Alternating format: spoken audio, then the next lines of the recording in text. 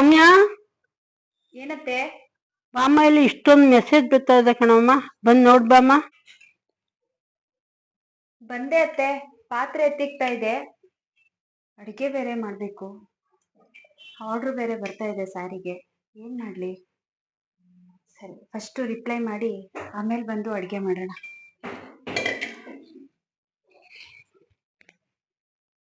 ಅತ್ತೆ ಬೈತಾರೇನೋ,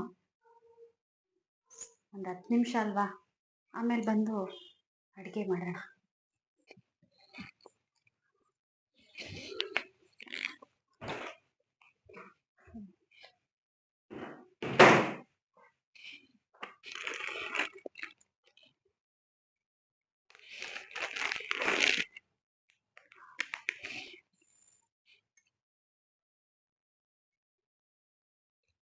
ಇಷ್ಟೊಂದು ಟೈಮ್ ಆಯ್ತು ಬೇಕು, ಇಷ್ಟೊಂದು ಆರ್ಡ್ರ್ ಬಂದಿದೆ. ಫಸ್ಟು ಅತ್ತೆಗೆ ಊಟ ಕೊಟ್ಟು ಆಮೇಲೆ ಕೆಲಸ ನೋಡೋಣ.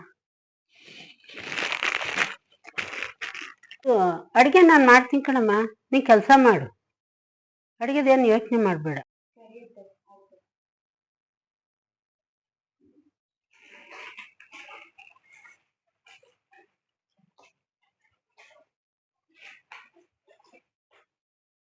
ಅತ್ತೆ, ಅಡಿಗೆ ಮಾಡಿದ್ದೀನಿ, ಕೆಲಸ ಮಾಡಮ್ಮ. ಅತ್ತೆ ಆಮೇಲೆ ಬೇಕಾದ್ರೆ ಕೆಲಸ ಮಾಡ್ಕೋತೀನಿ.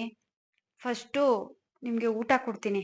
ಯಾಕೆ ಅಂದರೆ 4-5 ದಿನದಿಂದ ನಾನು ಸ್ವಲ್ಪ ಬ್ಯುಸಿ ಆದೆ.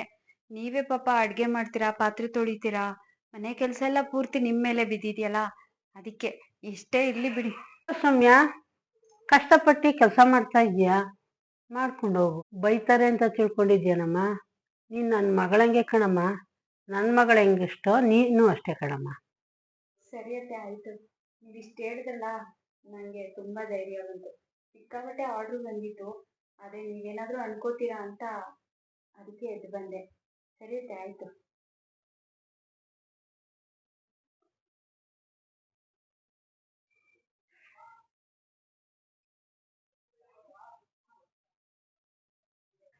ಊಟ ಮಾಡಕ್ಕಮ್ಮ ನೀನೆ? ಇಲ್ಲ, ನನ್ನ ಕೆಲಸ ಇದೆ, ನಾನು ಆಮೇಲೆ ಊಟ ಮಾಡ್ತೀನಿ, ನೀವು ಮಾಡಿ. ಬಾಮ್ಮ ಇಲ್ಲಿ, ಬಾಮ್ಮ ಬಾಮ್ಮ, ತಗೋಮ್ಮ.